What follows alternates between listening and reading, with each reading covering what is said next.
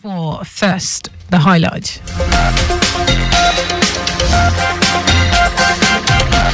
Lagos State Government empowers over 1,000 residents through a coalition's financial assistance program. President Tinubu reviews pardon for kidnapping and drug-related offences. On the foreign scene, South Korea announces lowering of tariffs as part of new trade deal with United States. And in Sports, Confederation of African Football confirms Rabat as venue for Nigeria Gabon 2026 World Cup playoff. Now the details. I am Sarah Adesanya.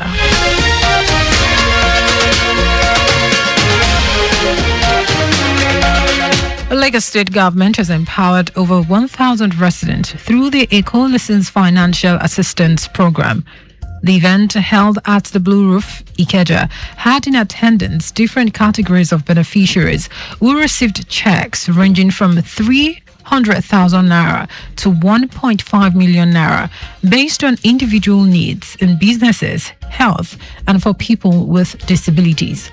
Governor Babajide Sanwo-Olu, who expressed satisfaction with the process, enjoined the beneficiaries to make judicious use of the financial aid to empower them to be self-reliant. Governor Sanwo-Olu, who was represented by his deputy, Obafemi Mzad, hinted that a total of 1.6 billion naira was earmarked for the program this year, higher than 1.4 billion distributed last year. The governor noted that some reforms of President Bola Tinubu's administration through the Renewed Hope initiative are essential to uplifting the future of the country. Hence, the need for everyone to lend their support for a greater Nigeria, with a call on beneficiaries to see the aid as a seed of hope. And to our beneficiaries today, the support is, like I said, more than just financial aid. It is a seed of hope. Let us use it wisely. Let us ignite the next breakthrough. Let us assist to do our business better. And let us use it to bring peace to our homes.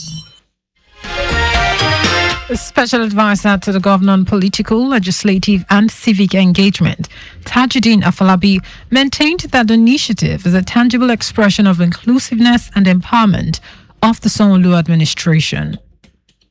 Today's event stands as a powerful testament to the fact that the Sanwo-Olu administration listens with intent, responds with compassion, and acts with purpose. It exemplifies a government that meets its people at the point of their needs and reaffirms the enduring social contract that no resident will be left behind in the journey of Lagos State government. Some of the beneficiaries appreciated the state government for putting smiles on their faces and alleviating their sufferings with a promise to utilize the funds for the purpose meant for. The EcoCare's financial aid initiative was launched in 2020 to uplift Lagosians for improved healthcare, startup capital, school fees, housing, and others.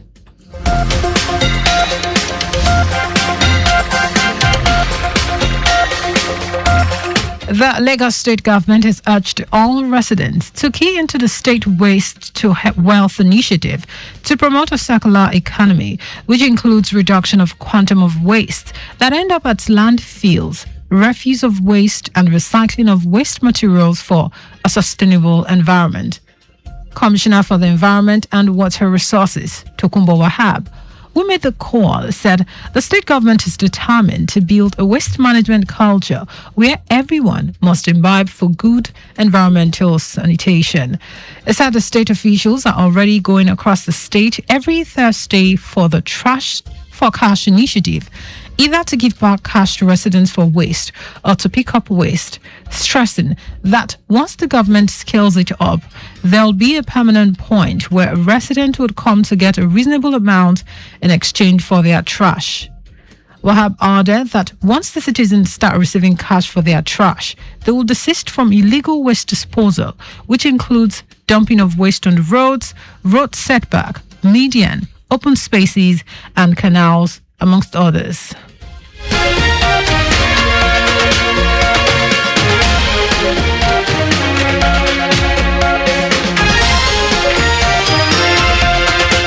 And now to the rest of the stars.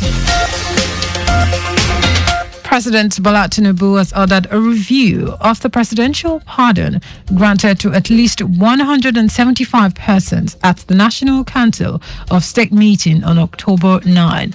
The President's Special Advisor on Information and Strategy, Bayo Ononuga, in a statement said certain persons convicted of serious crimes such as kidnapping, drug-related offences, human trafficking, fraud, unlawful possession of firearms, arms stealing, among others, were deleted from the list. Ononuga added that others who had been hitherto pardoned in the old list have their sentences commuted.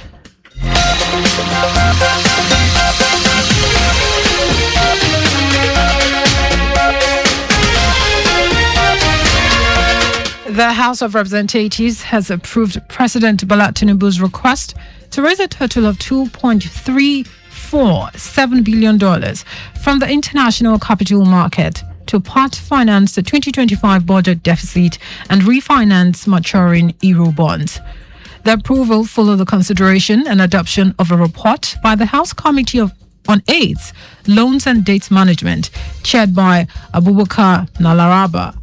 According to a report presented by Nalaraba during the plenary session, presided over by Speaker Tajuddin Abbas, the new external borrowing will comprise $1.23 billion to fund the 2025 budget deficit and $1.12 billion to refinance Nigeria's euro bond maturing in November 2025.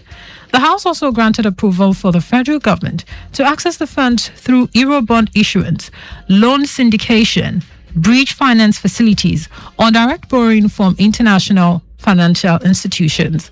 The lawmakers also endorsed the president's proposal to issue Nigeria's first ever sovereign sukuk of up to $500 million in the international capital market, with or without credit guarantee.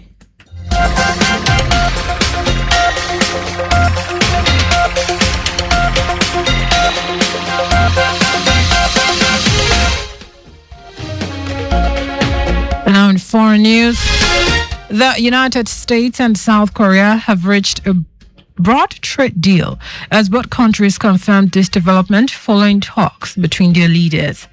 South Korea's presidential aide Kim Yong-boom said the two sides will reduce reciprocal tariffs from 25 to 15%, as was agreed earlier this year.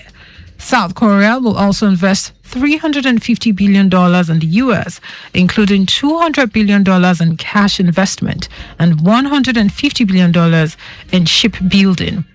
U.S. President Donald Trump, who is currently on a week-long trip in Asia, said the deal was pretty much finalized at dinner following the discussions, which lasted almost 2 hours. Trump had slapped a tariff rate of 25% on Seoul earlier this year, which South Korean President Lee Jae-myung managed to negotiate down to 15%, after Seoul said it will invest $350 billion in the U.S. and buy $100 billion worth of liquefied natural gas.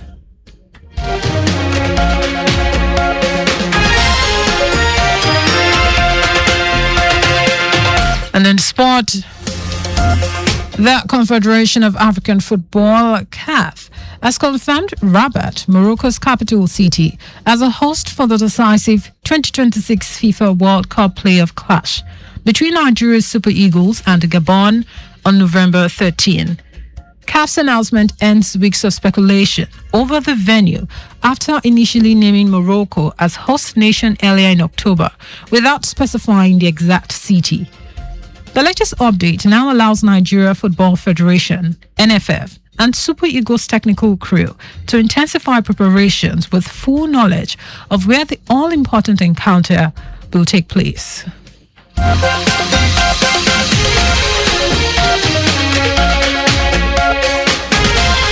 Just before we go, always carry out proper and adequate checks on your vehicles before setting out. You can follow us and like all our various social media platforms: X at Traffic Radio 961, Facebook Lagos Traffic Radio 96.1 FM, Instagram Lagos Traffic Radio 961. Subscribe and watch our news and programs live on YouTube at Traffic Radio 961. Visit our website on www.trafficradio961.ng. You can also listen to Lagos Traffic Radio 96.1 FM live on my Lagos app for timely updates. Did you know that the Sanwo-Olu administration introduced a 1 billion naira agriculture value chain fund targeted at businesses that operate within the agri value chain? You can get more details on the Lagos State Government website. To end the news, here are the highlights of the major stories. The Lagos State Government has empowered over 1,000 residents through the Eco-Listens Financial Assistance Program. President Bola Tinubu has ordered a review of the presidential pardon granted to at least 175 persons at the National Council of State meeting on October 9. We also told you that the United States and South Korea have reached a broad trade deal as both countries confirmed this development following talks between their leaders. And in sports, the Confederation of African Football, CAF, has confirmed Rabat, Morocco's capital city, as the host for the decisive 2026 FIFA World Cup playoff clash between Nigeria's Super Eagles and Gabon on November 13. For contact with the newsroom, send a message to info@trafficradio961.ng. That is the news broadcast compiled by Abiola Fagbalago. I am Sarah Adesanya.